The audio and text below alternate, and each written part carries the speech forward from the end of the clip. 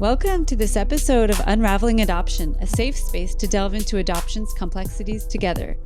I'm Beth Syverson, an adoptive mom of a 19-year-old son, Joey, who is in recovery from addiction and who is struggling to find his path. I'm walking beside him while working on my own personal growth and healing. We are committed to helping anyone touched by adoption, and we want to help the general public understand adoption's complexities better too. Today's guest is Amanda Baum, co-founder of Fireside Adoptees Facebook group, and she recently launched a sister site called Fireside Adoptees Constellation, which is open to anyone touched by adoption. So adoptive parents, birth parents, or anyone's just curious. She lives in North Carolina. She's an intercountry adoptee originally from Mexico and adopted into Utah originally. Amanda will be talking about how being a transracial adoptee has affected her life, and she will talk about ways she gets and gives support in the adoption community. So welcome to Unraveling Adoption, Amanda. Glad you're here. Thank you so much, Beth. I'm glad to be here.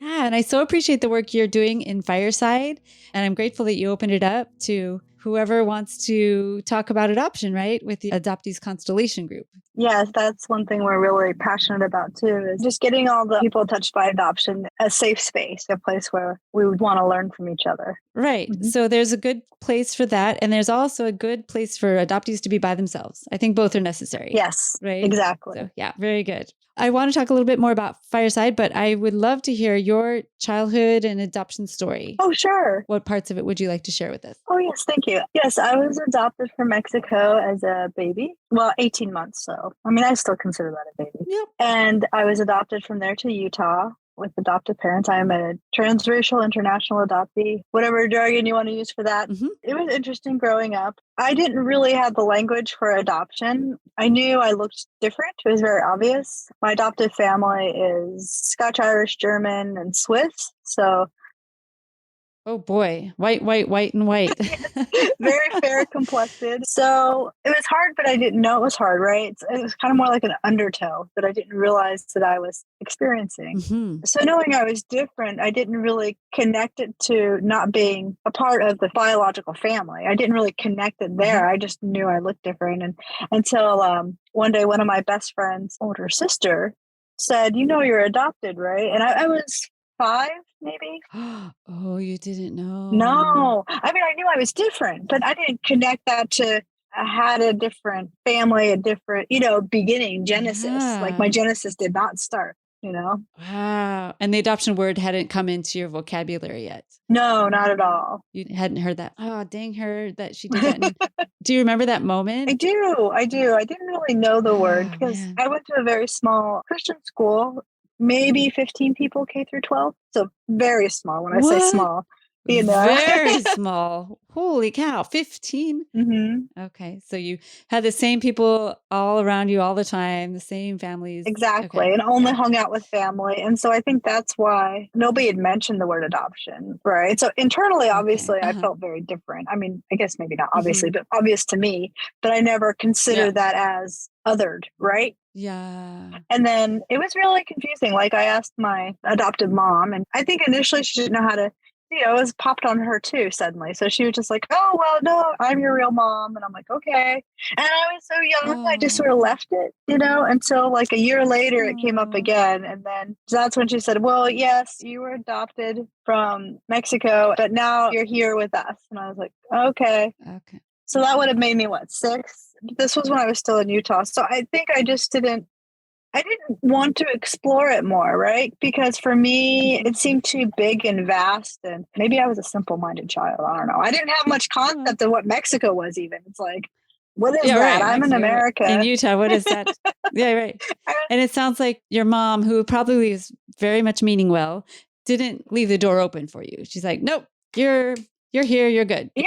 End of story. Yeah, exactly. And I was in such an insulated community and school that I didn't see a need to further think about it either. I'm like, okay, we'll just brush that one under the rug. Yeah. I don't even know what it means anyway. But then we moved from Utah to Pennsylvania, near Philadelphia, not in the city, but a suburb of it. We had like 30 people for a classroom, but then you rotated classes and there could be a different group of people. Oh gosh, that must have been a culture shock for you. Oof. It was very much a culture shock. So I was in second grade, and this comes back to when they would have parents come and observe the class. So they would sit along the edge. And I remember when my adoptive mom would come, I was embarrassed. I felt embarrassed and I felt humiliated. And it wasn't because I didn't love her. It's because it was a situation I couldn't explain. And that was very hard for me, and I'm sure it really hurt her, right? Because here she is. She does love me. But it was a hard thing. I think that's one of the things when families don't talk about it, that it can really create issues without equipping me to know how to deal with that, right? Versus going, I'm adopted. That's my mom. I didn't really understand any of it. So yeah, you just felt different. Yeah.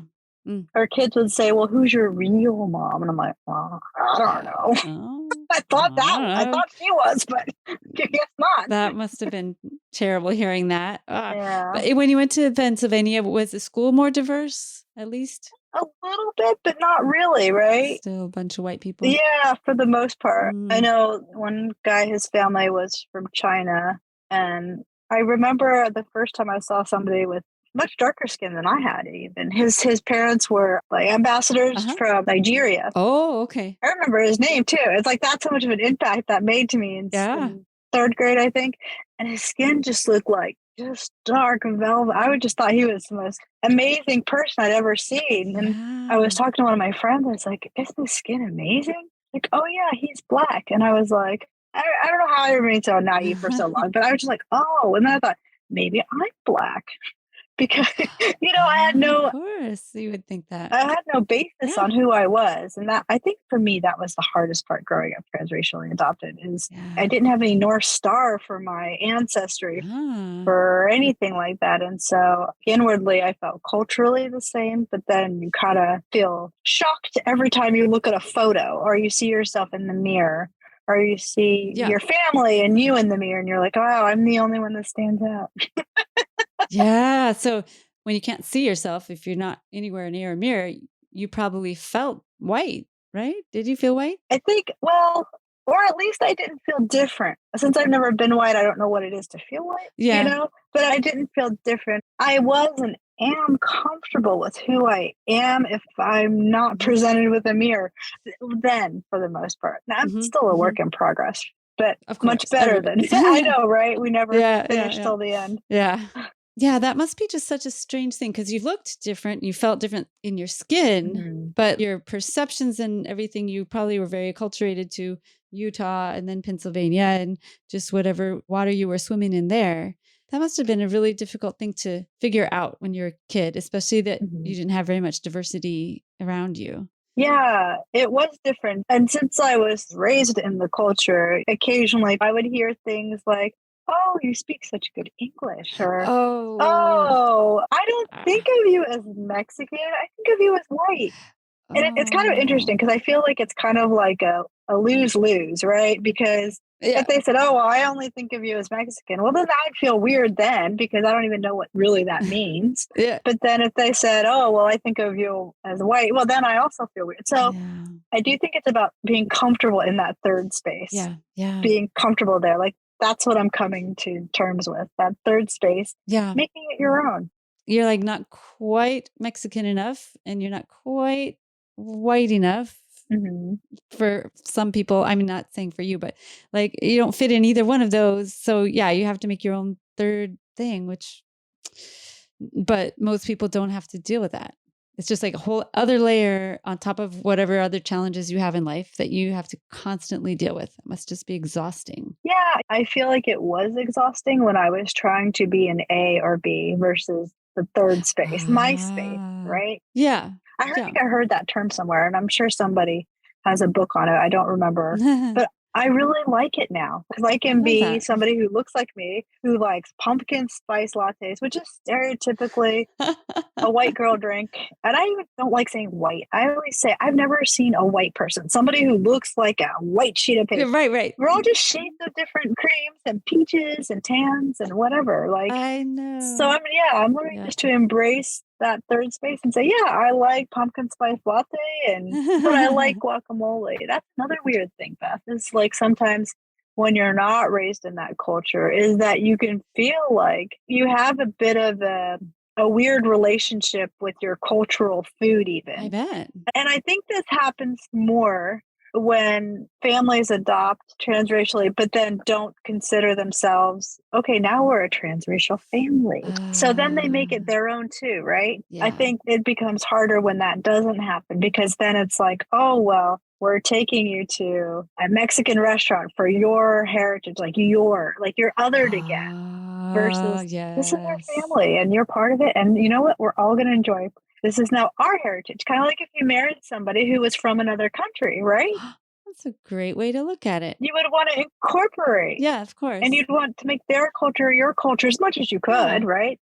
Yeah, and you get the recipes from your spouse's side and go, oh, I'll make this because I want to be part of this too. And I want you to feel like we're all together here. Yeah. So if people are listening that have a transracially adopted child in their life, you would definitely urge them to make the food and find friends of people in that culture and bring that culture into the family, and not just for your child, not just like, here's your plate and here's our plate. Yes, exactly. Don't bifurcate it. Don't separate. This is you. You go off to your special camp. You go take Spanish lessons, Korean lessons, whatever lessons.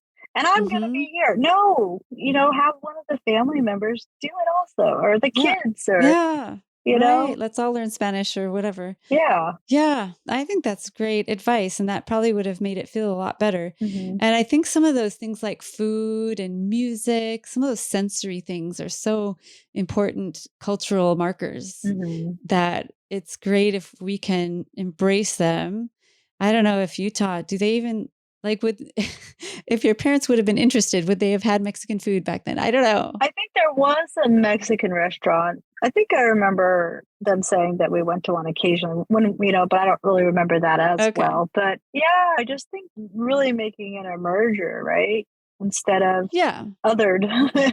Yes. Because then think about it. If they had learned Spanish with me, and so we both been taking it since I was a kid, then when and if I decided to look for a biological family, my adoptive mom can help me because she also knows Spanish. And I could have her there, as a support, because she's also knows, versus, oh, well, if you want to search, go ahead, but you're on your own, or. Yeah, right. And have you searched? Have you gone that route yet? I did a little bit. I didn't discover very much, just some very far distant cousins. So it didn't really pan itself out too much. I have a young one. I've been in this community. Well, technically, I guess I've been in it all my life, but I've been, I've been active in this community just the last couple of years. And I don't really know that I'm ready to go down that route while she's so young. Maybe when she's in school. And then that way, if it doesn't work out or something that's more challenging, and I can have time to kind of process it alone without, Yeah, because you have a toddler, right? I do. Because I know reunions can be very destabilizing, even if they're good. Even if they're a great experience, it can be destabilizing, like, whoa, like a whiplash. Yeah. So that's smart to kind of just wait until she's in school. I think that makes a lot of sense. And no one says you have to do it ever, right? You can do it. That's true. If you want to. Yeah. Interesting. And just to think, I wonder if your birth family speaks English. And if I think about that with my son, he's Japanese, and God, I don't know. I have no idea. We don't know anything yet. So just there's so many layers. You'd be surprised now too, because Ancestry, I don't know if you've done it for yourself just for fun, but they give you, or at least for me, I mean, there was a ton of 8th, 5th, 6th, whatever that are, just really far down. And some of them are in the United States, Sure, I suppose, yeah. And I know a lot of people speak English that are younger in lots of countries, so it's quite possible. But I love your idea of the adoptive family just merging and learning the culture and doing the things and making it part of the family, not just like you go off to language school. Yeah, I love that. That's really, really good advice. So did you get bullied a lot when you were a kid, or do you still get microaggressions against you? I've always been fairly adaptable. I don't know if that's an adoptee trait or just a me trait. I don't want to give adoption all the credit for my personality, right? Some of it's got to be me. That's right. But I was always good at making friends. So I can look back now with an adult perception and see where if you want to call them microaggressions. So sometimes it's hard to tell the difference between microaggression and just ignorance. Yeah. Like saying I speak Could be both good English, is that a microaggression or is that, yes. I don't know. Yeah. And that's just rude. I know, yeah. right? Yeah. I would definitely say that's not fun to hear. Yeah. I'm sure my son's heard that too. Yeah. He was at the airport a couple of months ago and he came out of the restroom and these two guys about his age said, "Konnichiwa," or something like that. And he got so mad because kids used to do that to them all the time at school. "Konnichiwa, sayonara," and all that stuff. He doesn't speak Japanese at all. And it's like, is that all you see? Is that I'm Japanese? Is that all you see of me? And oh man, it makes him so mad. When he was in school though, he stuffed it. Yeah. He got mad, but didn't say anything or punch anyone out, I guess, luckily. But it must just be just frustrating to be dealing with stupid stuff like that all the time. Yeah, it can be, because it feels like as the recipient of that, you feel like a failure. Like, how come I don't know it? Or you feel like, oh no, I've been seen, I've been found out, right? Oh, now I have to explain why I don't know. That's the thing about being a transracial adoptee. You can't escape from it. If you're adopted in the same people group or race, whichever word you want to use, you can, I don't know if you want to call it pass or whatever. Like if you're the cash register person who's ringing you up won't necessarily know, but like they definitely know for me. Like if you have your back turned, they might not assume you're with the people. You're with your family. Right. Things like that. So it's like being othered even before you really know how to deal with it or how to come up with a plan. Yeah. My son, he's Japanese and it was Lunar New Year. This was a couple of years ago when he was still in school. And the teacher, she didn't realize that Japanese don't celebrate Lunar New Year at the same time as China and Vietnamese people and stuff. But the teacher said in front of everybody, "Joey, how did you celebrate the other day or this weekend?" And he's like, "Celebrate what?" And he didn't know. He didn't know Lunar New Year because he doesn't celebrate it. There's just a whole bunch of assumptions and just calling him out like that in front of his whole class. It was really devastating for him at that time. He was just, it was horrible. But just people don't think about how that might feel on the other side of things. Yeah. And I'm sure I've said stupid stuff too. So we all just need to watch what we're saying. Yeah. And you know what? I can understand to some degree why maybe she would say, because maybe in her mind, she's like, oh, I'm being inclusive. Including, exactly. And she wrote me this long letter back after I told her that my son tried to kill himself after that.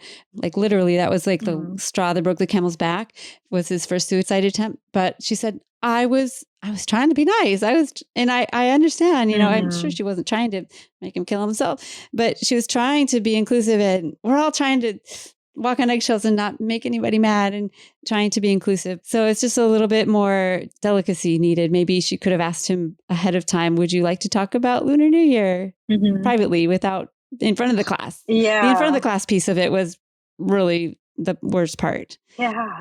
It's like you feel like a spotlight's on you, right? Yeah, that's what he felt like. And then he felt stupid because he didn't know what she was talking about. Yeah. And a lot of people don't know that Japanese don't celebrate Lunar New Year the same. They think all Asians are all the same, like monolithic, like I'm sure people think the same with Hispanics or just Mexicans. There's so many different types just in Mexico, right? Yeah. There's so many different cultures within even that country. It's a huge country. So yeah, or even all of Latin America, right? Like Ecuador, Guatemala, It's so diverse within it. Yeah. And people like to lump it all together. So it's like we're just taking baby steps in the whole race thing. We're starting to wake up like, okay, this is a construct and we're trying to be more inclusive, and yet we're just all kind of stepping in it all over the place.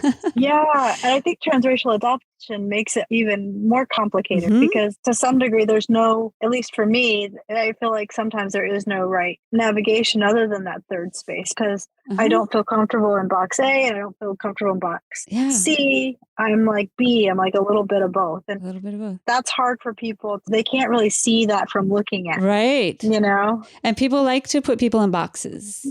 I don't know why, but they like to know where people are from. Why do you care? I don't know. We just want to label you, but you're saying the labels probably don't feel good and it's unlabelable. You're in this Netherland in between space.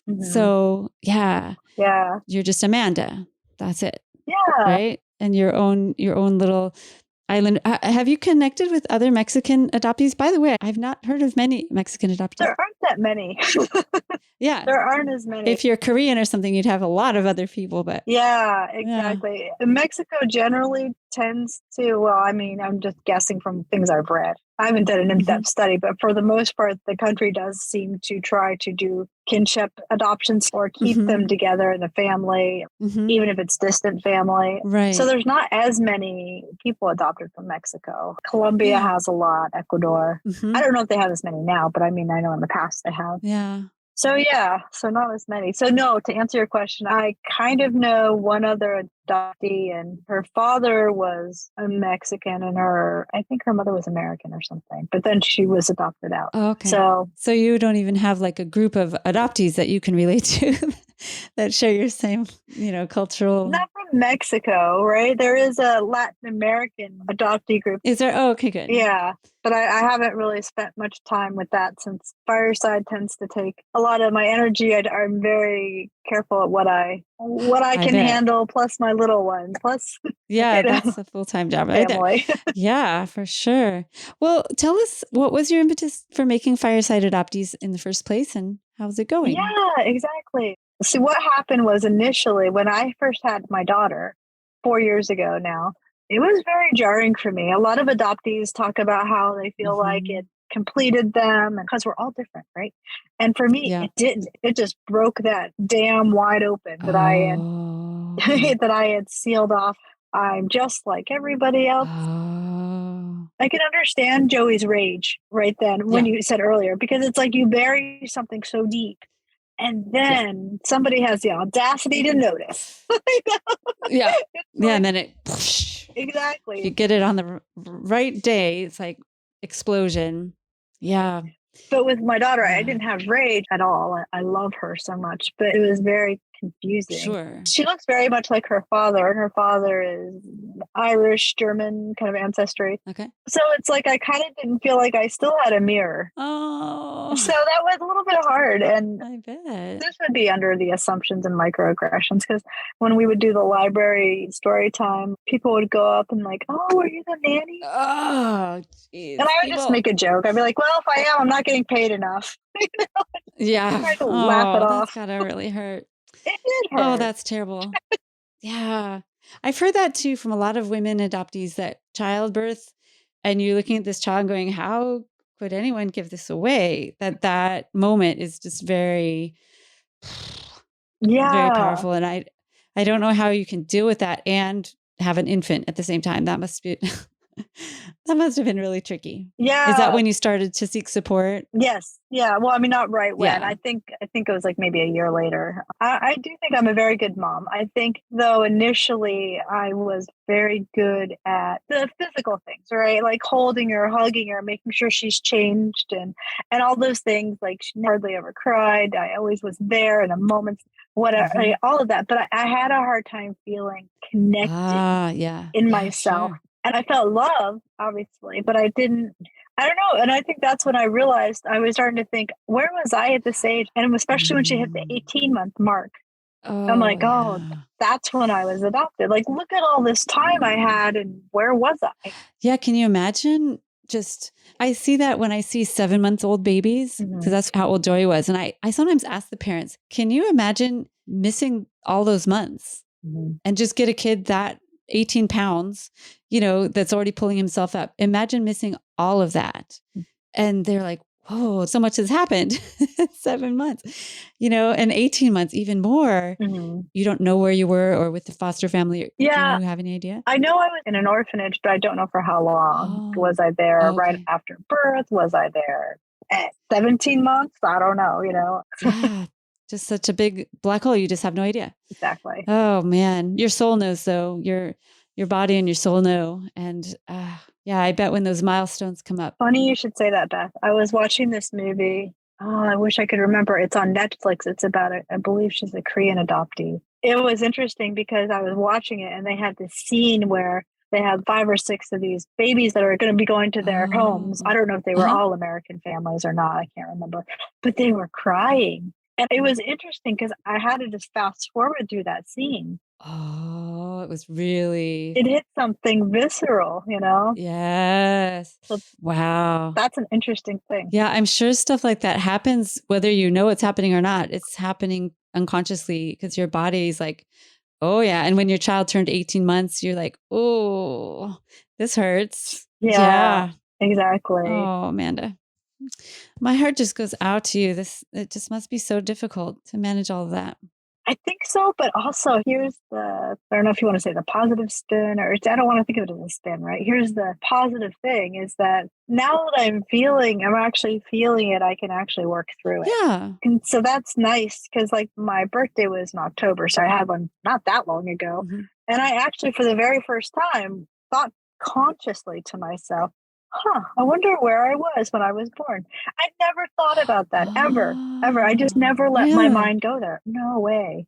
Oh, interesting. You know? So you've been coming out of the fog, as they say, the last couple of years. Yeah, I think in one way I was always out of the fog just because I could never pretend I belonged, you know?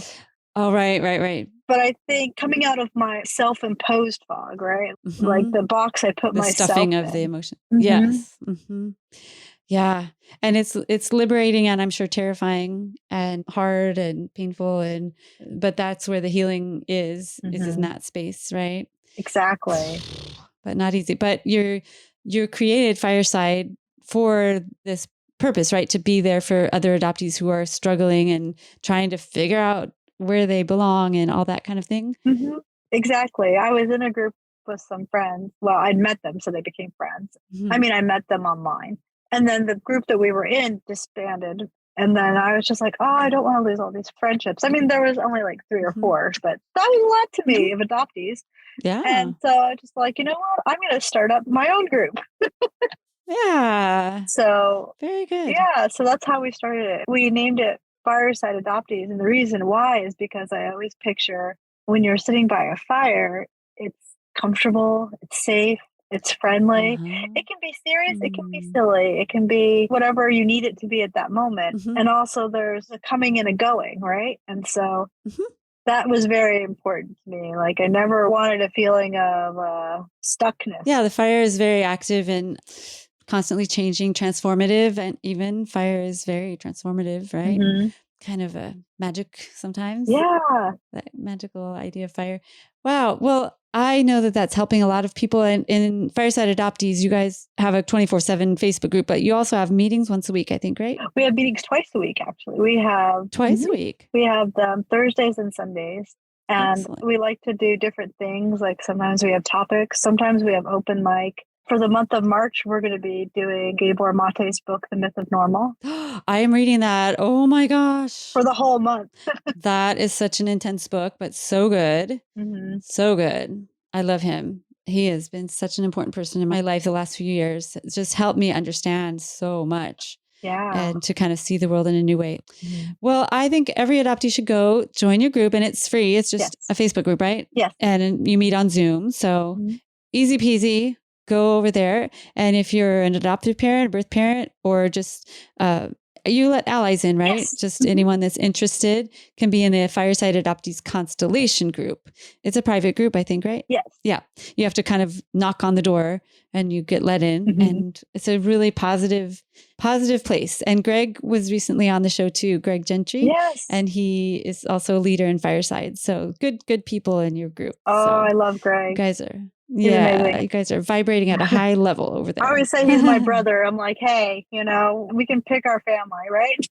Absolutely. Well, is there anything else you wanted to say before we go that I didn't ask you about? I think I just want to encourage adoptees, adoptive parents, birth parents, whoever, to just be curious. Let's be curious about our insecurities, and let's be curious about if your adopted kid starts asking questions that are uncomfortable, try to go to a curious place in your mind. I love that. And same thing with us adoptees, to be curious if our adoptive parents, let's say maybe don't respond exactly how we wanted to. We can try to find a way to be curious, like, oh, I wonder why. And then And then we can build more empathy between all the parts. And that's beautiful. I love that word curious. And I try to be that way as much as possible because some of my son's behaviors like literally just baffling. But there's a saying in the addiction space that behaviors make sense. There's always a reason why somebody picks up a substance or an addictive behavior. It makes sense. And so that curiosity will get you to that understanding and then more empathetic place, like you said. Well, very good. Well, I will put Fireside Adoptees Facebook group in the notes. Is there a way that you would like to be contacted personally or just through Fireside? Just through Fireside would probably be the easiest way. Okay. Yeah. Or firesideadoptees@gmail.com is our email address. Okay. I'll put that in the notes as well so they can get a hold of you and find you. Thank you so much for being on, Amanda. I really appreciate your perspective and I appreciate you sharing your personal story with us. Oh, thank you so much, Beth. It's been a pleasure. I always like talking to you. It's always fun. And I love getting to know people. And I think that's the whole thing, right? Just building those relationships so we can have those hard conversations. Because if it's bedded in trust, then you can ask the harder questions of each other and you can feel like, I can answer and I don't have to feel defensive, just learning. Yeah, I agree. Just these connections. And I'm always honored that an adoptee will even just talk to me. So I'm very grateful. And yeah, just asking those questions, finding the people that you have a connection with it. You can say, would this be okay to ask somebody? Or, asking those kind of awkward questions, find those people in your life that will be honest with you and that you can be vulnerable with. I think that's really important. So very good. Well, we're going to close up. Thank you so much for being here. Oh, thank you. So again, go find Amanda's group, Fireside Adoptees, or Fireside Adoptees Constellation on Facebook.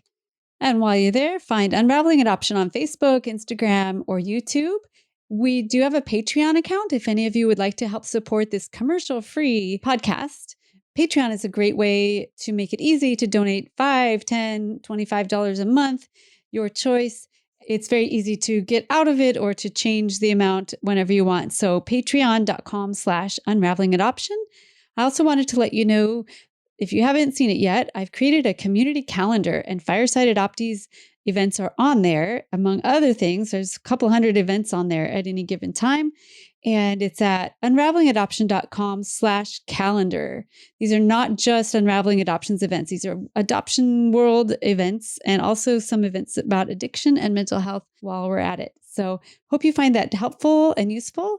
And lastly, we do have a group just for adoptive and foster parents. It's called APtitude. And you can find more information about that at unravelingadoption.com/aptitude. The group is free and it's a great way to gain insight and information and resources. Please connect with us and let us know what you're getting out of these episodes and share it with someone you know or love that could use this really important information that Amanda shared. Thanks again for listening. And Amanda and I want you to stay safe.